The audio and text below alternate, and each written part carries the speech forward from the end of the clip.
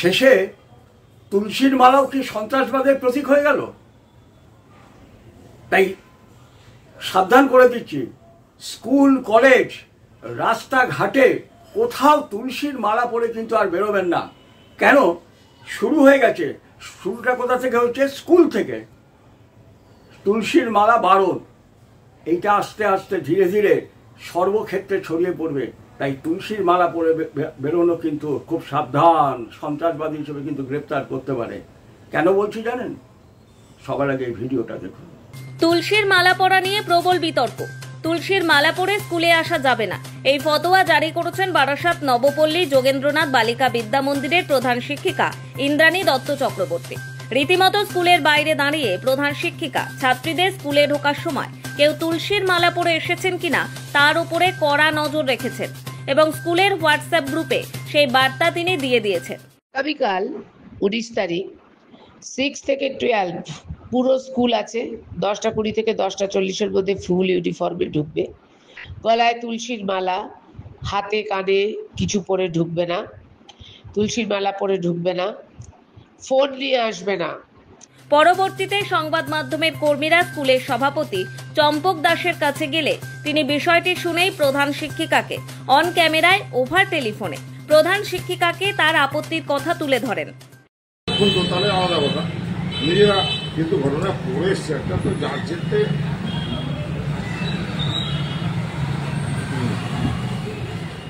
এবার আমি যাচ্ছি, এবার আমি কি বলবো? এটা ঠিক হচ্ছে বলবো? কোনো সময় বলা যাবে ঘটনা হচ্ছে, ভুল হলে সেটা বলো যে আমার ভুল হয়েছে, আমি ভাবো নাহলে ব্যাখ্যা করো ব্যাপারটা। ঘটনা হচ্ছে শোনা গলায় তুলসীর মালা দেওয়ার চল হয়েছে এক এক সময়। একটা এখন জগন্নাথ দেবের ইয়ে চলছে চারিদিকে প্রভাব, হরে কৃষ্ণ, হ্যাঁ হরে কৃষ্ণ প্রভাব চলছে। তাই এখন হরে কৃষ্ণ প্রভাবে তো বা তুলসী মালা অনেকে গায়ে দেবে, হ্যাঁ কেউ সেইটা তুমি বারণ করতে পারে না। এরকম কোনো ইন্টেনশন আমাদের শিক্ষা প্রতিষ্ঠানে থাকে না যে বাচ্চাটাকে তার ধর্মে আঘাত করি।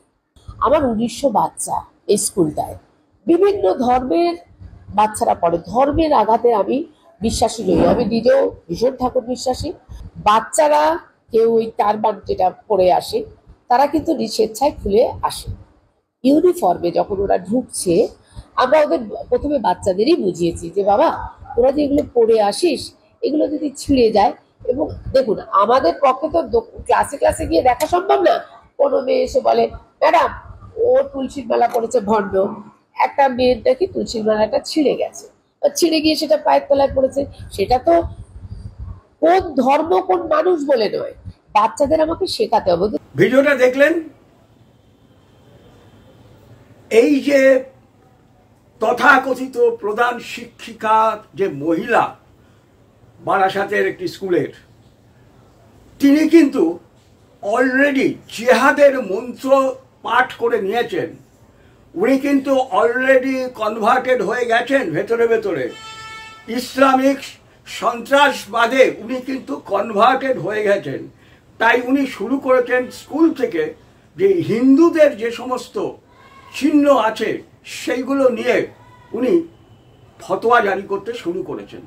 আচ্ছা, আমি ওনাকে প্রশ্ন করছি, হিজাব পরে যদি কোনো মেয়ে স্কুলে আসে, উনি কি তাকে এই ফতোয়া জারি করতে পেরেছেন যে হিজাব পরে কোনো স্কুলে কোনো মেয়ে পড়ে আসতে পারবে না?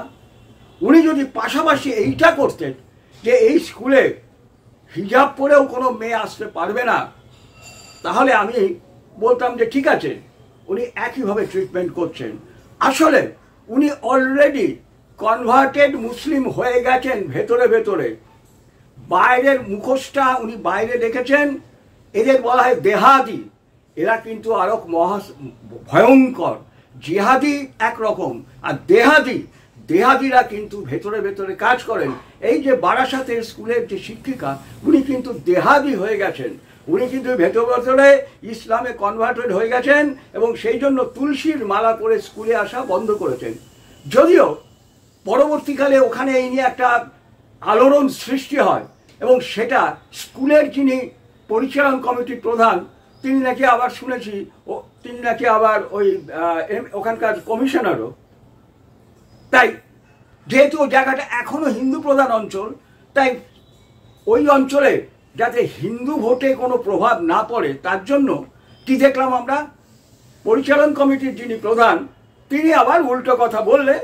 বলার পরে প্রধান শিক্ষিকা এখন কিন্তু আলতাকিয়া করছেন, এখন কিন্তু আলতাকিয়া যাকে বলে, এখন কিন্তু উনি পাল্টি মারছেন, বলছেন যে আমি কোনোদিন একটা মেয়েকে দেখেছিলাম তার তুলসীর মালা ছিঁড়ে এর মধ্যে পড়ে গেছিল, তাই সেই তুলসীর মালা যাতে কেউ পায়ে মারিয়ে না যেতে চায় পারে, সেই জন্য বাচ্চা বাচ্চা মেয়ে তো আমি সেই জন্য তাদের বলেছিলাম তুলসীর মালা পরে যিনি কেউ স্কুলে আসতে পারবে না, তাই জন্য দেখা যাচ্ছে কি গেটের বাইরে উনি দাঁড়িয়ে আছেন। আচ্ছা আমি বলি, এবারে বাচ্চা বাচ্চা মেয়ে কাউর যদি হিজাব খুলে পড়ে যায় মাটিতে, উনি কি এরকম কোনো ফতোয়া দিয়েছেন বা এরকম করে কি উনি দাঁড়িয়ে দেখেছেন যে কেউ হিজাব পরে আসছে কিনা?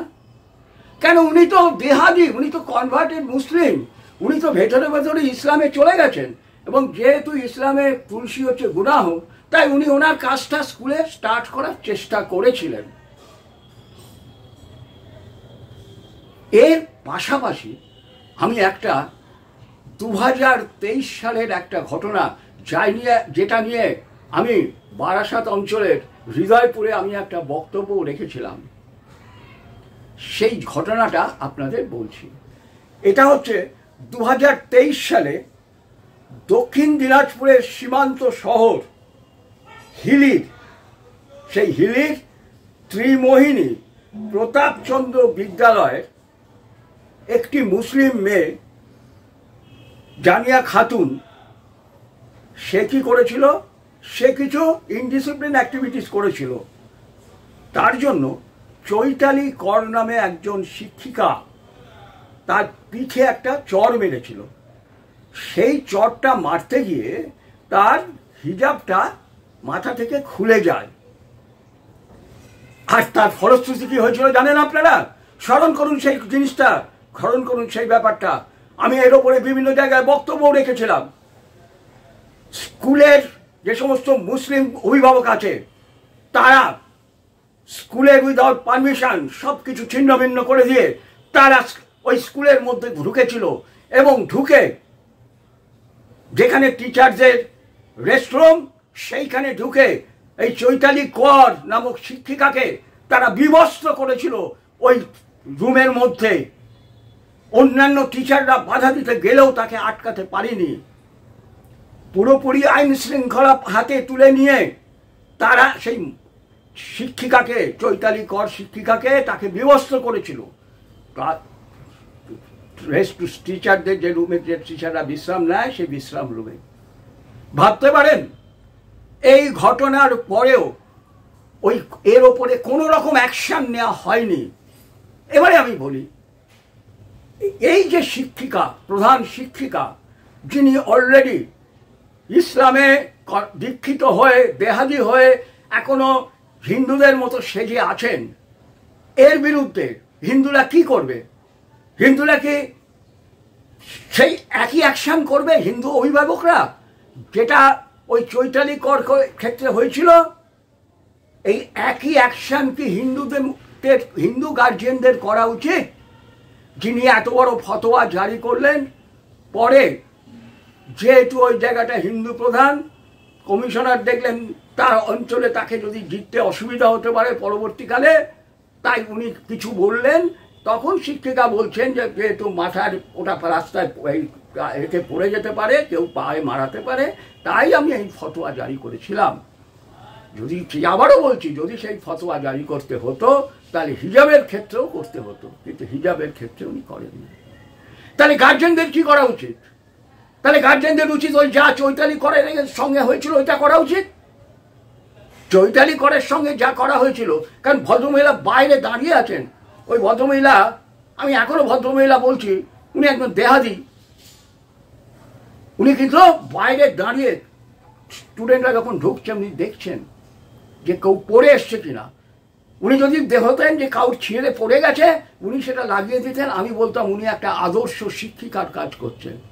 উনি কিন্তু তা করছেন না, উনি তুলসীকে ঘৃণা করেন, কারণ উনি তো দেহাদি হয়ে গেছেন, উনি তো ইসলামে কনভার্টেড হয়ে গেছেন। তাই ইসলামের কাছে যেগুলো গুনাহ সেই তুলসী হচ্ছে তাদের কাছে চরমতম গুনাহ, যার জন্য আমরা ওই গার্ডেন রিচেও দেখেছিলাম শিব মন্দিরের সামনে যে তুলসীর রাখা আছে, তুলসীর টব রাখা আছে, তাকে সবার আগে ভাঙা হয়েছিল। যেমন সিঁদুর তাদের কাছে গুনাহ, সেই জন্য মমতা ব্যানার্জি সৈন্যদের বিধানসভায় সৈন্যদের সমর্থন করলো, কিন্তু অপারেশন সিন্দুর নামটাকে বাদ দিয়ে দিল। ঠিক সেরকমভাবে সিন্দুর, তুলসী এদের কাছে যেহেতু গুনাহ, তাই ওই যে প্রধান শিক্ষিকা যিনি অলরেডি ইসলামে কনভার্টেড হয়ে গেছেন, এখন দেহাদি সেজে আমাদের হিন্দুদের বিভ্রান্ত করছেন। জানবেন জেহাদিদের তবু একটা লক্ষ্য আছে, কিন্তু দেহাদি যারা জানবেন তারা কিন্তু আরো ভয়ঙ্কর। এরা আপনার আমার মধ্যে মিশে আছে, এরা কিন্তু আপনার আমার মধ্যে মিশে আছে। এরা দরকার হলে আপনার সঙ্গে শুয়োরের মাংস খাবে, এরা দরকার হলে হুইস্কি খাবে, এরা দরকার হলে জুয়া খেলবে, এদের জন্য সবকিছু পারমিটেড। এরা কিন্তু জানবেন জিহাদিদের থেকেও অনেক ভয়ঙ্কর হচ্ছে দেহাদি। আর এই স্কুলের যে প্রধান শিক্ষিকা বারাসাতের এই স্কুলের, উনি একজন দেহাদি, মনে রাখবেন। তাই উনি চট করে ওনার এটাকে পাল্টে নিলেন, আলতাকিয়া করলেন। আমরা ভাবলাম না না না, সত্যিই তো আমরা তো হিন্দুরা, আমরা তো নরম মনের মানুষ। ও ভাই, আমরা তো নরম মনের মানুষ, একটু কিছু হলেই আমরা গলে যাই। যেই উনি বললেন যে আমি তো ওইটা এর জন্য করেছিলাম, আমি তো মালা পরে আসাটাই আমার কোনো আপত্তি ছিল না, ওটা পরে যাতে রাস্তায় কাউ পরে গিয়ে যাতে কারোর পায়ে না লাগে, তাই আমি এইটা চালু করেছিলাম। আহা, হিন্দুদের বুকে বড় ব্যথা, অল্পেতেই ব্যথা এসে যায়, হার্ট অ্যাটাক করে যায়। তা হিন্দুরা মনে করে ঠিক আছে বাবা, উনি তো এখন পাল্টে গেছেন। না, উনি কিন্তু পাল্টাননি, উনি একজন দেহাদি। মনে রাখবেন, উনি একজন দেহাদি। উনি হিন্দুদের ইসলামের একজন ফ্রন্ট লাইন সৈনিক, ভ্যানগার্ড অফ দ্য ইসলাম। উনি হচ্ছেন ভ্যানগার্ড অফ দ্য ইসলাম, মানে সবার আগে থাকা সৈনিক। যারা দেহাদি সেজে আপনাকে আমাকে বিভ্রান্ত করে তারা তাদের লক্ষ্যে তারা পৌঁছবে। এই শিক্ষিকা হচ্ছে দেহাদি, এর বিরুদ্ধে অবশ্যই আপনারা ব্যবস্থা নেবেন। আজকে না পারুন কালকে নেবেন, কালকে না পারুন পরশু নেবেন, কিন্তু একে লিস্টে রাখবেন। কিন্তু এ কিন্তু যাতে লিস্টের বাইরে না যায়। মনে রাখবেন, এই মহিলা কিন্তু ভয়ঙ্কর মহিলা, উনি একজন দেহাদি। আমি চাই উনি আমার ভিডিওটা শুনুন, উনি শুনুন। ওনাকে কিন্তু ওই নরম মনের বাঙালি হিন্দু ওনাকে কিন্তু ছেড়ে দেবেন না।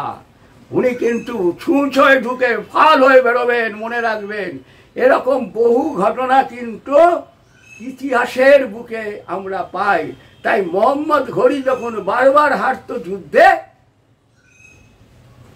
পৃথ্বীরাজের কাছে ক্ষমা চেয়ে বলতো আর কোনোদিন, এমনকি ইসলামের নামে শপথ করে পর্যন্ত বলেছিল আর আসবো না, কিন্তু আবার এসে পৃথ্বীরাজের গলা খচ করেছিল। তো সেই রকম মনে রাখবেন, এই মহিলা সাময়িক চাপে পড়ে উনি পাল্টি খেয়েছেন। উনি একজন দেহাদি, জিহাদির থেকেও ভয়ঙ্কর। মনে রাখবেন, দেহাদি। তাই আজ হোক, কাল হোক, পরশু হোক, ওনার বিরুদ্ধে কিন্তু ওই দিনাজপুরের মতন অ্যাকশন কিন্তু ওনার বিরুদ্ধেই করতে হবে। এই শপথ আপনাদের নিতে হবে। এই হিন্দুত্বের কিন্তু জয় হবে। মনে রাখবেন, হিন্দুত্বের জয় হচ্ছে এখানে। যেমন শ্রীকৃষ্ণ বলেছিল প্রতিশোধ নিতে হবে, প্রতিশোধ নিতে হবে, প্রতিশোধ নিতে হবে বন্ধু, প্রতিশোধ নিতে হবে। জয় মা কালী, জয় বঙ্গ, জয় শশাঙ্ক।